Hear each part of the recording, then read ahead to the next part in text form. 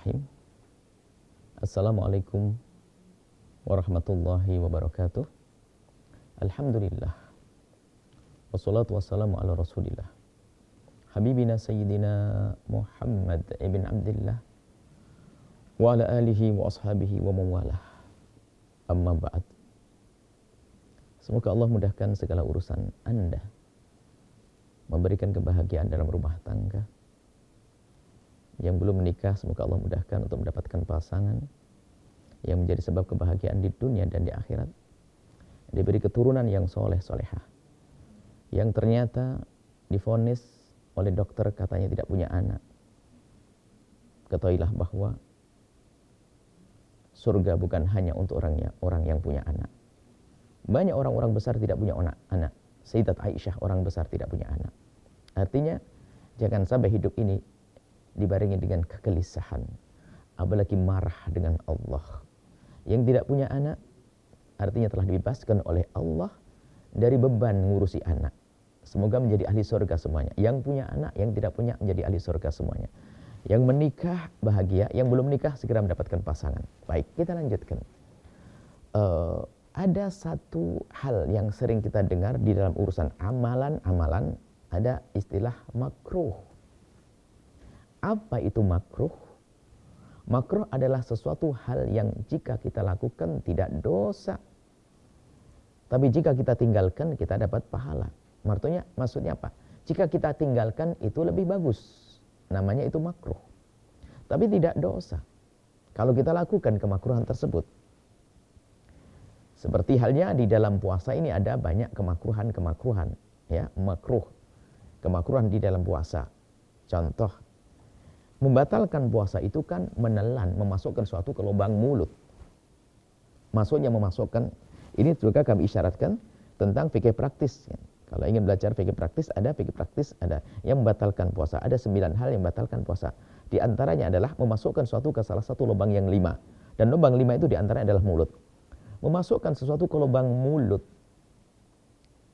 itu akan batalkan puasa kalau memang ditelen. Kalau tidak ditelen, maka itu tidak batalkan puasa.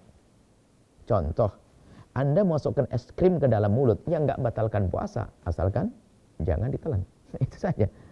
Masukkan permen ke dalam mulut, tidak batalkan puasa. Catatannya, jangan ditelan. Sebab yang membatalkannya adalah nelennya. Yang ditelan tidak batal puasa adalah hanya ludah yang asli saja, ludah sendiri.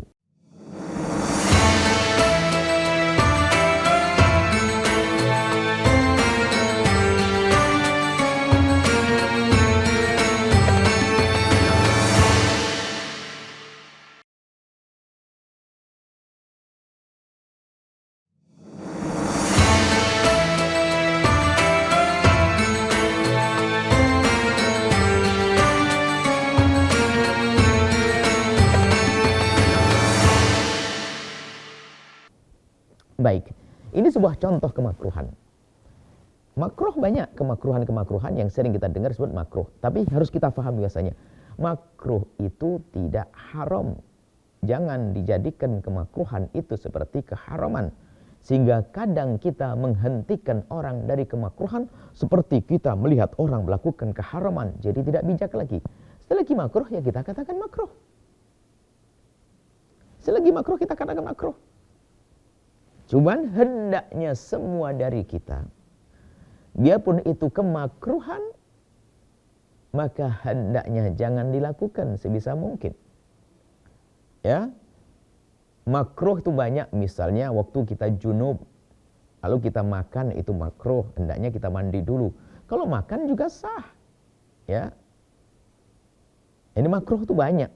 Nah, perlu kami menekankan sisi ini saja. Ada sebagian orang awam itu saking baiknya, ya, saking baiknya itu, sunnah itu kayak jadi wajib, makruh jadi kayak haram. Mungkin ya sebenarnya hanya informasi saja karena kurang jelas. Sehingga misalnya dalam mazhab Imam Syafi'i, mengusap telinga itu kan sunnah, tidak menjadi sebuah kewajiban, mazhab Syafi'i. Cuman keyakinan orang awam selama ini membasuh kuping adalah wajib. Hal demikian nggak ada masalah. Boleh-boleh saja. Cuman maksud kami adalah di saat kita Mengetahui itu kesunahan jangan dijadikan menjadi sebuah kewajiban. Sebab mewajibkan yang tidak wajib juga salah. Sama yang makruh jangan dianggap sebagai keharaman. Sebagian orang tuh makruh tuh haram kayak kayak dosa gede. Karena itu adalah makruh. Nah, biarpun kemakruhan seperti tadi, nyicipi makanan itu juga nggak batal puasa. Memasukkan permen ke dalam mulut makruh. Lah kok iseng? Saya dengar dari Buya Yahya katanya memasukkan permen ke lubang mulut nggak batal. Nih, ketelan batal. Siapa yang nyuruh main-main begitu? Tapi kalau dalam keadaan berwudu, kan wudu disunnahkan. Biarpun dalam keadaan puasa, masukkan suatu ke lubang mulut dalam kumur wudu, tetap disunahkan dalam mazhab Syafi'i. Kumur adalah sunnah. Waktu lagi kumur ada petir ketelan, rezeki, nggak batal puasanya. Karena kenapa? Karena waktu kumur bukan dalam keadaan makruh. Nah, maksud kami adalah kita bahas makruh saja. Biarpun makruh, hendaknya jangan kita lakukan. Jangan tahu, makruh, enggak. Karena kalau orang dulu, orang soleh itu, biarpun makruh, mereka sangat takut. Karena makruh biasanya dekat kepada yang haram. Begitu. Jadi intinya semacam itu. Ayo kita semuanya waspada kalau mendengar kemakruhan, sebisa mungkin kita tinggalkan kemakruhan. Tapi di sisi lain, jika melihat orang melakukan kemakruhan, tolong cara melarangnya jangan seperti orang melakukan keharaman. Paham ya cara pandangnya? Makruh untuk aku, hendaknya aku meninggalkan kemakruhan. Oke, tapi kalau orang lain jangan keras-keras dong, namanya makruh tidak haram. Ini namanya bijak dalam menyikapi keadaan atau sebuah perilaku atau pelaku kemakruhan.